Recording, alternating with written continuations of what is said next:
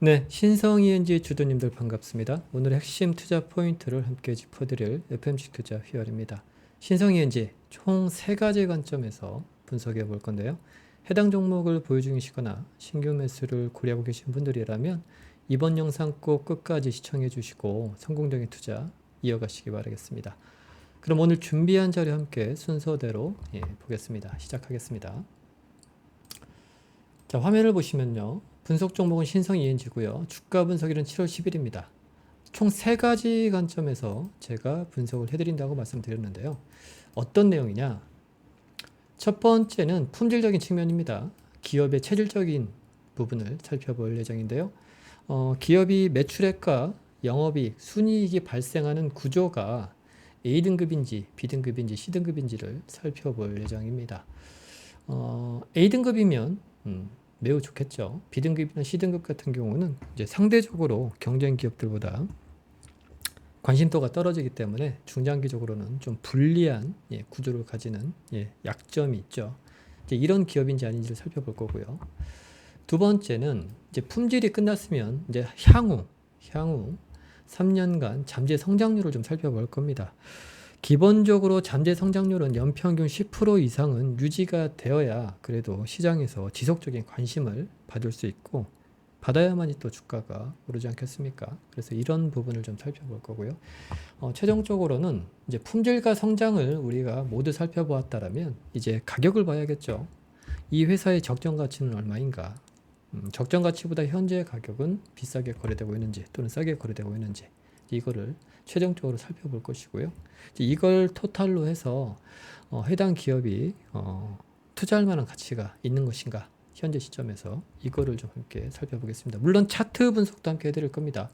차트 분석은 중장기적인 관점보다는 단기적인 관점에서 우리가 어떻게 대응해야 되는지 이제 여기에 대해서 집중적으로 설명을 드릴까 합니다. 그러면 좀 살펴볼게요. 첫 번째는 이제 밸류 스코어를 볼 건데요.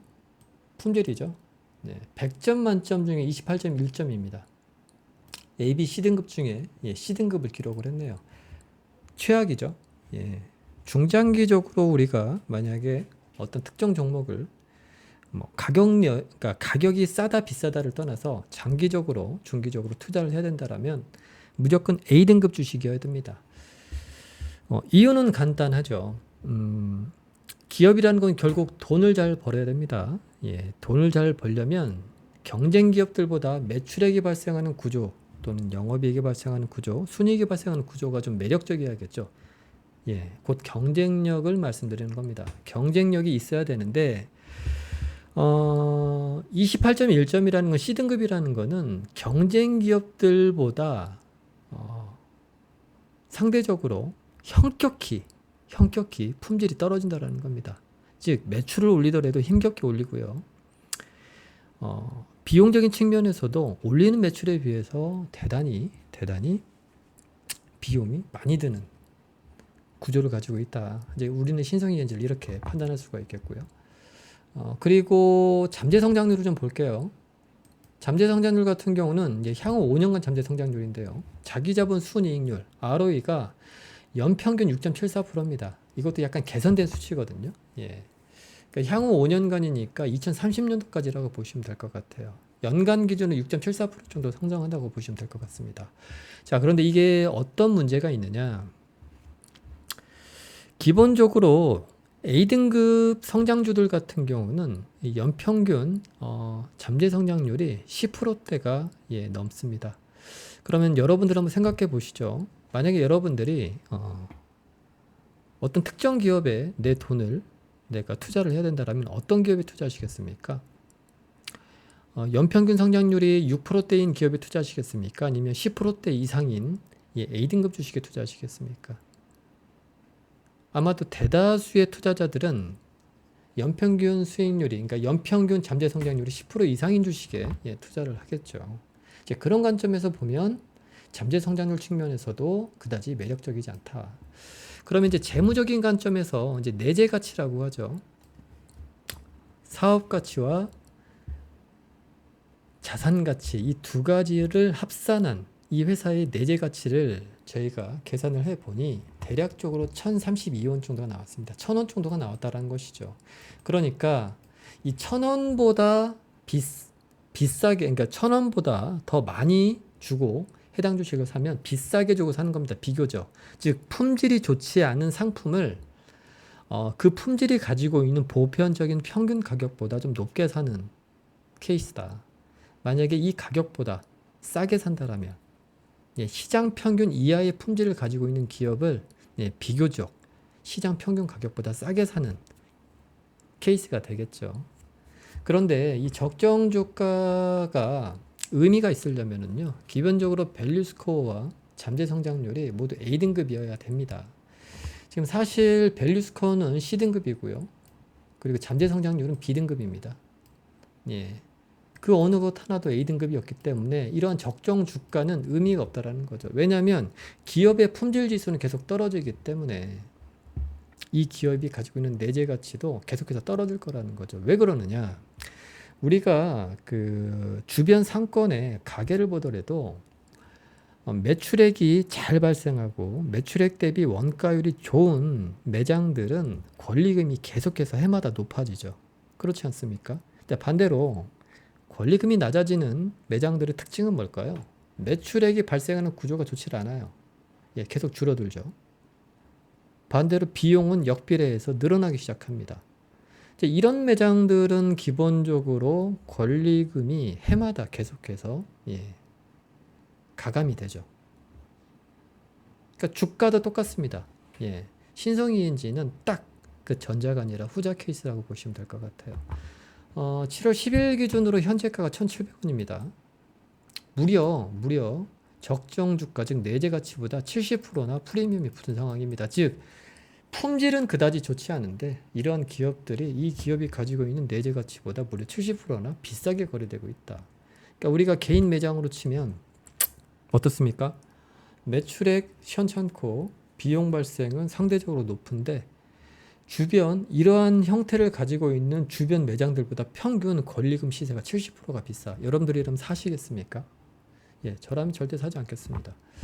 목표가는 대략적으로 모든 상황을 고려했을 때 악재에도 불구하고 그래도 모든 상황이 조금이라도 좋아진다라면 최대 상승 목표치는 재무적 관점에서 놓고 보았을 때입니다. 대략 2,240원 정도가 나옵니다. 그런데 사실 이 가격을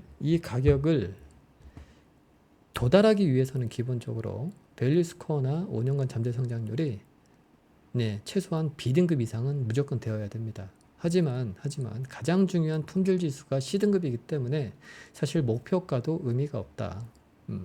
그래서 장기적인 관점에서는 저는 투자 보류를 권해드리고 있습니다. 그러니까 현재 보유 중이신 분들이라면 상대적으로 이 기업보다 밸류 스코어, 품질 지수가 A등급인 주식들, 그리고 5년간 잠재 성장률이 10% 이상인 주식들이 많이 있거든요.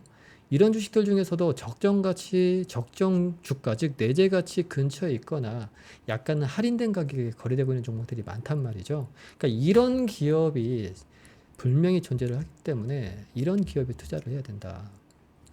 왼쪽 보시면 이게 내재 가치 PBR 밴드값 차트인데요. 보시면 이 노란색 선이 그 내재 가치 선이라고 보시면 될 것 같아요. 그리고 이 녹색 선이 할인 기준 선인데요.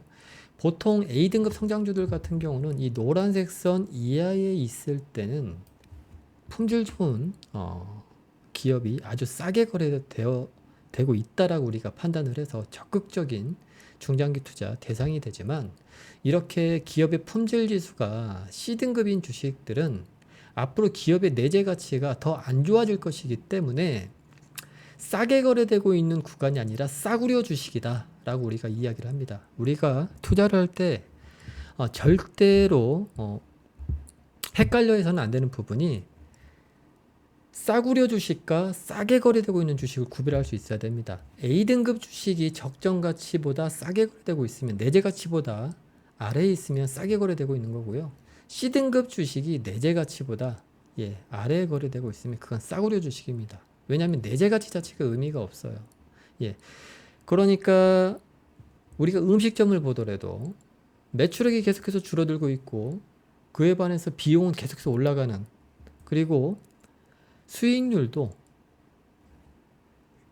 계속해서 줄어드는 매장 같은 경우는 권리금이 의미가 없죠. 예, 이 권리금이라는 게 그 주인이 팔고 싶은 가격일 뿐입니다. 하지만 그 누구도 그 권리금을 주고 사려고 하진 않겠죠.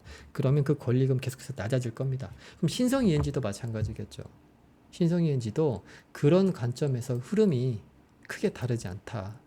이해하셨죠? 그러면 우리가 이제 봐야 될 거는 이제 단기적인 관점입니다. 단기적인 관점에서는 이제 기준봉 대응이 유일한 해결책인데요. 기준봉 대응이란 건 뭐냐면 사실 신성 ENG가 오늘 대량의 거래량이 발생을 했어요. 그리고 장대 양봉을 뽑았습니다. 많은 개인 투자자들이 들어왔다는 소리인데요. 그렇다면 차트를 보면서 단기적인 관점에서 그러면 우리가 어떻게 대응을 해야 되느냐 한번 보겠습니다. 신성 ENG 차트인데요. 차트를 좀 길게 놓고 보면 네, 지금 뭐 역대급 거래량이 터졌죠. 예, 이것도 역대급 거래량이 터졌고요. 역대급 거래량이 터졌습니다. 이제 거래량이 크게 터진 이유는 어떤 사건이 발생한 거죠. 그로 인해서 엄청난 매수 세력이 들어온 것이고요. 그렇죠. 이렇게 장대 양봉이 있지 않습니까? 그렇죠. 이렇게 장대 양봉이 들어온 겁니다. 이것도 마찬가지죠. 장대 양봉이 들어온 거죠. 보시면 이렇게 엄청난 거래량이 터지고 난 이후에 주가는 바로 오르지 않습니다. 단기적으로. 왜? 워낙에 많은 거래량이 들어왔기 때문에 그 이상 상승하려면 그 이전에 발생했던 최대 거래량 이상으로 또 신규 매수세가 들어와야 되지 않겠습니까? 그렇기 때문에 이제 그럴 확률은 매우 희박하죠. 그래서 우리가 과거 차트를 보면 이렇게 대량 거래량이 들어온 양봉의 저점을 이탈하는 순간 주가는 지옥으로 갑니다. 그렇지 않습니까? 예, 주가는 지옥으로 갑니다. 아직 신성 ENG는 2025년도 기준으로 대량 거래량이 발생하고 난 이후에 이 양봉의 저점을 깨지는 않았어요. 이 저점을 깨지 않으면서 오늘 또 대량 거래량이 들어왔단 말이죠. 그러면 우리가 신성 ENG를 어떻게 해석이 가능할까요? 예, 바로 이 저점을 이탈하지 않는 이상은 이 상방 흐름을 예상할 수는 있겠지만 만약에 이 저점을 이탈하게 되면 우리가 생각하는 것 이상으로 주가는 빠질 수 있습니다. 이해하셨죠? 그래서 나는 만약에 신성 ENG를 굳이 단기적인 관점에서 한번 차트적 관점에서 접근해 보고 싶다 하시면 어떻게 해야 되겠습니까? 물론 매수는 여러분들의 뭐 자율적인 의사니까 하셔도 되겠죠. 하지만 리스크 관리는 꼭 하셔야 된다. 이 대량 거래량이 터진 양봉의 저점을 이탈하는 순간 어디까지 빠질지는 모르기 때문에 이때는 반드시 손절매로 대응을 해야 된다. 이 점만을 여러분들께 꼭 좀 말씀을 드리고 싶습니다.